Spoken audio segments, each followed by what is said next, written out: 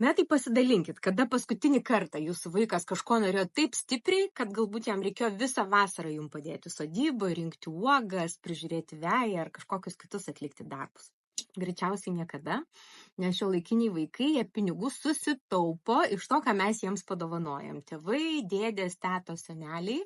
Ir tai nėra blogai, nes tai irgi vaiką moko, kaip čia pasakyti, stiprina jo valią, moko atidėti čia ir dabar malonumą vardan didesnio tikslo, bet mes atimam tokiu būdu galimybę vaikui patirti, ką reiškia labai stipriai kažko norėti, sunkiai dėl to dirbti, įveikti kliūtis, vidinį pasipriešinimą ir patirti tą tokį saldų pergalės jausmą aš galiu, kas yra labai labai svarbus jo ateities sėkmėm ir ateities tikslų sekimai, nes kažkada, kai jam reikės kažką daryti, jis jau turės patyrimą, kad buvo sunku, bet aš susikaupiau, nepasidaviau, padariau ir galėjau. Ir tokiu būdu vaikai formuoja tą tokią pergalėm ir sėkmėm pagrįstą adekvačią savivertę.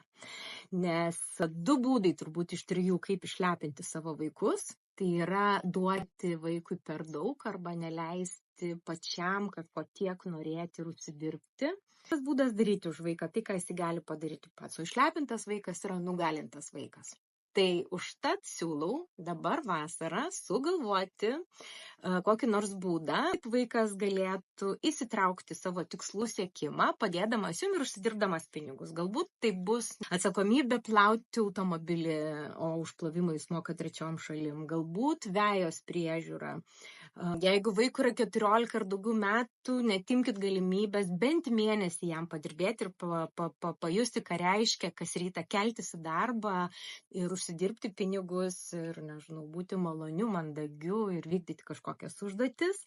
Tai čia yra labai labai reikalinga vaikui patirtis, ruošiantis tam tokiam savarankiškam gyvenimui ir auginant atsakingus ir galintus vaikus. Sėkmės, jeigu patiko, dalinkite su draugais.